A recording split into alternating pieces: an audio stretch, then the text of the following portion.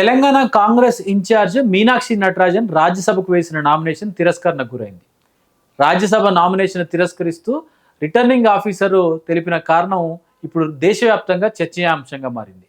ఎందుకు ఈ నామినేషన్ ఎందుకు తిరస్కరిస్తున్నారన్న దానికి రిటర్నింగ్ ఆఫీసర్ తనకు అందిన సమాచారం మేరకు ఏ అభ్యర్థి అయితే నామినేషన్ వేస్తారో వారిపైన పెండింగ్లో ఉన్న క్రిమినల్ కేసులకు సంబంధించి ఇతర కేసులకు సంబంధించి వివరాలు మొత్తము కూడా నామినేషన్లో అఫిడవిట్ ద్వారా ఇవ్వాల్సి ఉంటుంది.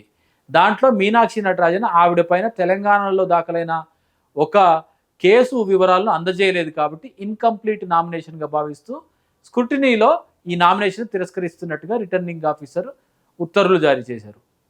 మధ్యప్రదేశ్లో ఇప్పుడు రాజ్యసభకు 3 స్థానాలు ఖాళీ అవుతున్నాయి. 3 స్థానాల్లో అక్కడున్న అధికారంలో ఉన్న భారతీయ జనతా పార్టీకి 2 స్థానాలు ఖాయంగా వస్తాయి. ప్రతి రాజ్యసభ గెలవడానికి అవసరమైన 58 స్థానాలు అవసరమైతే కాంగ్రెస్ పార్టీకి 66 మంది సభ్యులు ఉన్నారు. కానీ భారతీయ జనతా పార్టీ 3వ అభ్యర్థిని కూడా నిలబెట్టింది. అంటే 3వ అభ్యర్థి కూడా గెలవడానికి అవకాశం ఉంటుందని బీజేపీ ముందస్తుగానే ఊహించిందా? అందుకనే ఈ నామినేషన్ను తిరస్కరించారా? రిటర్నింగ్ ఆఫీసర్ అధికార భారతీయ జనతా పార్టీకి కొమ్ము కాస్తున్నాడా అన్నది కాంగ్రెస్ పార్టీ వేస్తున్న ఆరోపణ. కానీ సాంకేతికంగా చూస్తే నిజంగానే మీనాక్షి నటరాజన్ తన పైన నమోదైన ఒక కేసు వివరాల్ని తన అఫిడవిట్లో నమోదు చేయలేదు. దానికి కాంగ్రెస్ పార్టీ ఏం చెప్తోంది? ఇది చాలా చిన్న కేసు, మీనాక్షి నటరాజన్ పైన నేరుగా ఆరోపణ లేదు, నేరం చేసిన ఆరోపణ కూడా మీనాక్షి నటరాజన్ పైన కాదు. తెలంగాణలోని ఆకుల శ్రీలత అనే ఒక మహిళా కాంగ్రెస్ నాయకురాలు కాంగ్రెస్ పార్టీలోనే ఒక సీనియర్ నాయకుడి పైన ఆరోపణ చేసింది. శివారెడ్డి అనే అభ్యర్థి పైన ఆరోపణ చేస్తూ కోర్టులో కేసు వేసింది. ఆ కేసు పిటిషన్లో మీనాక్షి నటరాజన్ కూడా నేను ఫిర్యాదు చేశాను తెలంగాణ కాంగ్రెస్ ఇన్ఛార్జిగా ఆయన చర్య తీసుకోమని. కానీ ఆయన పైన ఆమె కూడా ఎలాంటి చర్య తీసుకోలేదని మెన్షన్ చేసింది. కాబట్టి ఛార్జ్షీట్లో ఆవిడ పేరు 4వ నిందితురాలుగా ఛార్జ్షీట్లో ఉంది. కాబట్టి దాని వివరాలని అందజేయలేదు అన్న విషయాన్ని ఎలక్షన్ రిటర్నింగ్ ఆఫీసరు తెలియజేశారు. ఇది సాంకేతికంగా చూస్తే నిజమేనేమో అనిపిస్తుంది. కానీ అతి చిన్న కేసు, ఒక రాజకీయ నాయకుల పైన యాక్షన్ తీసుకోలేదు అన్న వేరే వారిపైన నమోదైన కేసుకు సంబంధించి మీనాక్షి నటరాజన్ నామినేషన్ తిరస్కరించడం ఏందన్న చర్చ ఇప్పుడు దేశవ్యాప్తంగా నడుస్తూ ఉంది. దీనిపైన ఎన్నికల కమిషన్కి కాంగ్రెస్ పార్టీ ఒక డెలిగేషన్ కూడా వెళ్ళి కాసేపు క్రితమే Abhishek Manu Singhvi senior advocate Congress party నాయకుడి నేతృత్వంలో వెళ్ళి రిప్రజెంటేషన్ కూడా ఇచ్చారు. దాంట్లో అభిషేక్ మను సింఘ్వి 4 విషయాలు స్పష్టం చేయడం జరిగింది. మొట్టమొదటిది, ఇది ఒక ప్రైవేట్ కేసు, అంటే మీనాక్షి నటరాజన్కి సంబంధించిన ప్రజా ఆస్తుల ప్రభుత్వానికి సంబంధించిన వ్యవహారం కాదు, ఒక 2 వ్యక్తుల మధ్య ఉన్న కేసు. దాంట్లో మీనాక్షి నటరాజన్ పేరు ప్రస్తావన వచ్చింది కాబట్టి ప్రస్తావన వచ్చినంత మాత్రం దాని ఆధారంగా రిటర్నింగ్ ఆఫీసరు నామినేషన్ తిరస్కరించడం సరికాదన్నది. రెండవది, ఎవరి పేరునైనా సరే కేసు ఫైల్ అయ్యి నామినేషన్ తిరస్కరించాలంటే ఎన్నికల కమిషన్ నిబంధనల ప్రకారం వారిపైన కేసు ఛార్జ్షీట్లో ఉండాలి. అంటే ప్రాథమిక విచారణ జరిగిన తర్వాత ఛార్జ్షీట్లో పేరు ఉండాలి. రెండవది, 2 సంవత్సరాలకు పైబడిన శిక్ష పడే అవకాశం ఉండాలి. ఈ 2 జరగలేదు. ఒక మహిళ ఇంకొక నాయకుడి పైన పెట్టిన కేసు విషయంలో మీనాక్షి నటరాజన్ చర్య తీసుకోలేదు, అతనిపైన నేను ఇచ్చిన ఫిర్యాదు అని మాత్రమే చెప్పారు. కాబట్టి అది క్రిమినల్ అఫెన్స్ కిందికి మీనాక్షి నటరాజన్ కిందికి రాదు. రెండోది, కోర్టు గుర్తించబడి ఉండాలి, కాగ్నిజెన్స్ ఆఫ్ ది అఫెన్స్ ఉండాలి. అంటే మీనాక్షి నటరాజన్ పాత్ర ఇందులో ఉందన్న విషయాన్ని కోర్టుకు గుర్తించుండాలి. ఈ కేసులో మీనాక్షి నటరాజన్కి నోటీస్ వెళ్ళింది, ఆవిడ రిప్లై కూడా ఇచ్చారు. ఈ కేసులో మరొక కీలకమైన విషయం ఉంది.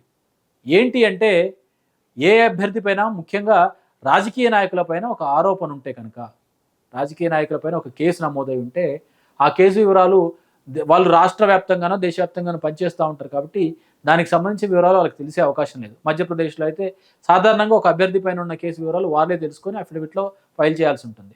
మీనాక్షి నటరాజన్ తన పైన ఉన్న కేసుకు సంబంధించిన వివరాలు, ఇది చిన్న కేసు, తన పైన ఇంకా కూడా ఆరోపణ రుజువు కాలేదు, ఛార్జ్షీట్లోకి తన పేరు కోర్టు గుర్తించలేదు. అలా అయినప్పటికీ కూడా ఇది చిన్న కేసు, నా పైన 2 సంవత్సరాలకు మించి శిక్ష పడడానికి కూడా అవకాశం లేదు అనేది మీనాక్షి నటరాజన్ అభిప్రాయం అయినప్పటికీ కూడా తెలంగాణలో నమోదైన ఒక చిన్న కేసుకు సంబంధించిన వివరాలు ఆవిడకే తెలియకుండా భారతీయ జనతా పార్టీ మధ్యప్రదేశ్లో ఉన్న అభ్యర్థులకు ఎలా తెలుస్తుంది? భారతీయ జనతా పార్టీ మధ్యప్రదేశ్ లీడరు, జాతీయ స్థాయి నేత కైలాష్ విజయవర్గీయ ఈ కేసు వివరాలు మీకు ఎలా తెలిసాయంటే, ఈ కేసు ఎక్కడ జరిగింది? తెలంగాణలో జరిగింది. తెలంగాణలో ఎవరి ప్రభుత్వం ఉంది? కాంగ్రెస్ ప్రభుత్వం ఉంది.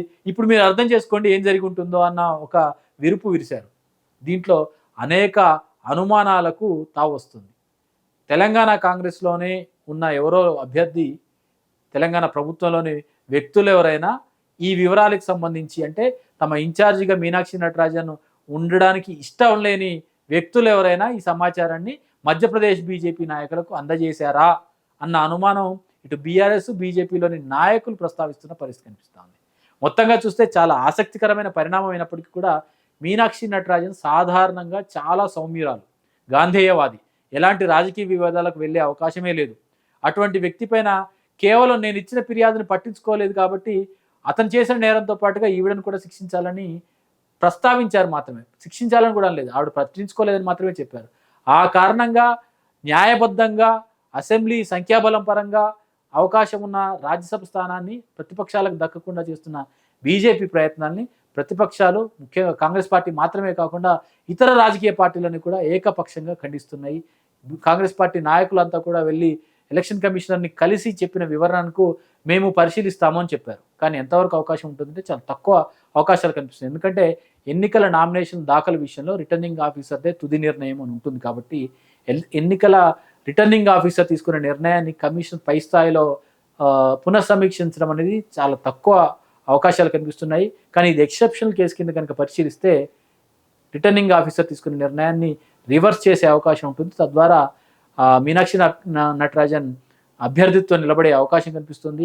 రాజకీయ విమర్శల నుంచి బీజేపీ కొద్దిగా తప్పించుకునే అవకాశం లేకపోలేదు. చూద్దాం, సాంకేతికంగా మాత్రమే కేసును చూసి అభ్యర్థిత్వాన్ని కొట్టేస్తారా, లేదా పునఃసమీక్ష ద్వారా మేము సానుకూలంగా ఉన్నాము, ఏ పార్టీకి కూడా పక్షపాతంగా కానీ వ్యతిరేకంగా కానీ లేము అనే అభిప్రాయాన్ని ఎన్నికల కమిషన్ కనిపిస్తుందా అనేది చూడాల్సిన పరిణామం.